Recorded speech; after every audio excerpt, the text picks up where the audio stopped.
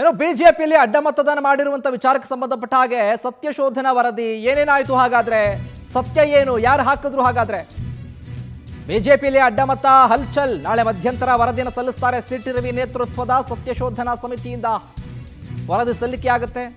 ವರದಿಯಲ್ಲಿ ಅಡ್ಡ ಮತ ಹಾಕಿದ ಶಾಸಕರ ಹೆಸರನ್ನ ಉಲ್ಲೇಖ ಮಾಡಿಲ್ಲ.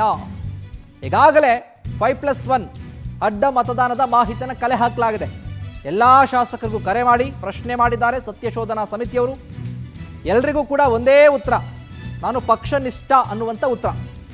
ಆದರೆ ಕೆಲ ಶಾಸಕರ ನಡೆ ಬಗ್ಗೆ ಸಮಿತಿಗೆ ಶುರುವಾಗಿದೆ ಅನುಮಾನ.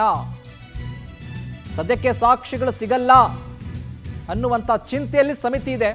ಹೀಗಾಗಿ ಪೂರ್ಣ ವರದಿಗೆ ಮತ್ತಷ್ಟು ಕಾಲಾವಕಾಶವನ್ನ ಕೇಳಿದ್ದಾರೆ. ಸಿಟಿ ರವಿ ನೇತೃತ್ವದಲ್ಲಿ ಸತ್ಯಶೋಧನಾ ಸಮಿತಿಯನ್ನು ರಚನೆ ಮಾಡಿದ್ರು. ಯಾರ್ಯಾರು ಅಡ್ಡ ಮತದಾನ ಮಾಡಿದ್ದಾರೆ ಅದ್ರ ಬಗ್ಗೆ ಕಂಪ್ಲೀಟ್ ಮಾಹಿತಿ ವರದಿಯನ್ನು ಸಿದ್ಧಪಡಿಸ್ಕೊಡಿ ಅಂತ. ಹಾಗಾಗಿ ಮಧ್ಯಂತರ ವರದಿಯನ್ನು ನಾಳೆ ಸಲ್ಲಿಕೆ ಮಾಡ್ತಾರೆ.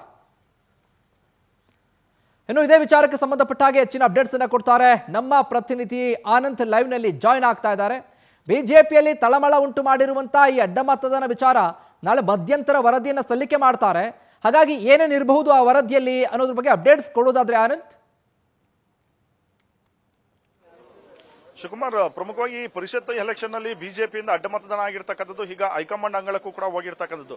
ಸದ್ಯ ಆರ್ ಅಶೋಕ್ ಮತ್ತೆ ವಿಜಯೇಂದ್ರ ಅವರು ರಾಷ್ಟ್ರೀಯ ನಾಯಕರ ಜೊತೆ ಒಂದು ಸಭೆಯನ್ನು ಕೂಡ ಮಾಡಿ ವರದಿ ಸಲ್ಲಿಕೆಯನ್ನ ಮಾಡಿರ್ತಕ್ಕಂಥದ್ದು. ಯಾರ್ಯಾರು ಅಡ್ಡ ಮತದಾನ ಮಾಡಿರ್ತಕ್ಕಂಥ ಸಾಧ್ಯತೆ ಇದೆ ಅನ್ನೋ ಒಂದು ರಿಪೋರ್ಟ್ ಅನ್ನ ಸಲ್ಲಿಕೆ ಮಾಡಿದ್ದಾರೆ. ಮುಂದೆ ಅವರ ವಿರುದ್ಧ ಶಿಸ್ತು ಕ್ರಮವನ್ನು ತೆಗೆದುಕೊಳ್ಬೇಕು ಅನ್ನೋ ಒಂದು ನಿಟ್ಟಿನಲ್ಲಿ ಆಗ್ರಹವನ್ನು ಕೂಡ ಮಾಡಿರ್ತಕ್ಕಂಥದ್ದು. ಈ ನಡುವೆ ಈ ಅಡ್ಡ ಮತದಾನಕ್ಕೆ ಸಂಬಂಧಪಟ್ಟಂತೆ ಸತ್ಯಶೋಧನಾ ಸಮಿತಿಯನ್ನು ಕೂಡ ರಚನೆ ಮಾಡಲಾಗಿದೆ ಸಿಟಿ ಅವರ ನೇತೃತ್ವದಲ್ಲಿ. ಆದ್ರೆ ಆ ಸಮಿತಿಯಲ್ಲಿ ಮಹೇಶ್ ತೆಂಗಿನಕಾಯಿ ಶಾಸಕರೇನಿದ್ದಾರೆ ಇವರಿಗೆ ಅಲ್ಲಿ ಸಮಿತಿ ಸದಸ್ಯರಾಗಿ ಅವಕಾಶವನ್ನು ಮಾಡಿಕೊಟ್ಟಿರೋದಕ್ಕೆ ವಿರೋಧ ವ್ಯಕ್ತವಾಗ್ತಾ ಇರ್ತಕ್ಕಂಥದ್ದು. ಯಾಕಂದ್ರೆ ಇರ್ತಕ್ಕಂಥ ಬಿಜೆಪಿಯ 63 ಶಾಸಕರ ಪೈಕಿ ಯಾರು ಅಡ್ಡ ಮತದಾನ ಮಾಡಿದ್ದಾರೆ ಅನ್ನೋ ಒಂದು ವಿಚಾರ ಇನ್ನೂ ಕೂಡ ಬೆಳಕಿಗೆ ಬಂದಿಲ್ಲ. ಅದರಲ್ಲೂ ಕೂಡ 63 ಶಾಸಕರ ಮೇಲೂ ಕೂಡ ಅನುಮಾನ ವ್ಯಕ್ತವಾಗ್ತಾ ಇದೆ. ಒಂದು ಕಡೆ ಲಿಂಗರಾಜ್ ಪಾಟೀಲ್ ಅವರಿಗೆ 4 ಮತಗಳನ್ನ ಹಾಕುವಂತೆ ಸೂಚನೆ ಕೊಡಲಾಗಿತ್ತು. ಆ 4 ಮತ ಅಡ್ಡ ಮತದಾನ ಆಗಿರ್ತಕ್ಕಂಥದ್ದು. ಮತ್ತೊಂದು ಕಡೆ ಜೆಡಿಎಸ್ಗೆ ಆಗ್ಬೇಕಾದಂತ 1 ಮತದಾನ ಕೂಡ ಅಡ್ಡ ಮತದಾನ ಆಗಿರ್ತಕ್ಕಂಥದ್ದು. ಹೀಗಾಗಿ ಈ 5 ಅಡ್ಡ ಮತದಾನ ಮಾಡಿರ್ತಕ್ಕಂಥ ವಿಚಾರವಾಗಿ ಸತ್ಯಶೋಧನಾ ಸಮಿತಿ ಇನ್ನೂ ಕೂಡ ವರದಿಯನ್ನ ಸಲ್ಲಿಕೆ ಮಾಡಿಲ್ಲ. ಸದ್ಯ ಯಾರು ಈ ಒಂದು ಅಡ್ಡ ಮತದಾನವನ್ನ ಮಾಡಿದ್ದಾರೆ ಅನ್ನೋ ಒಂದು ಅನುಮಾನಗಳಿದೆಯೇ ಹೊರತು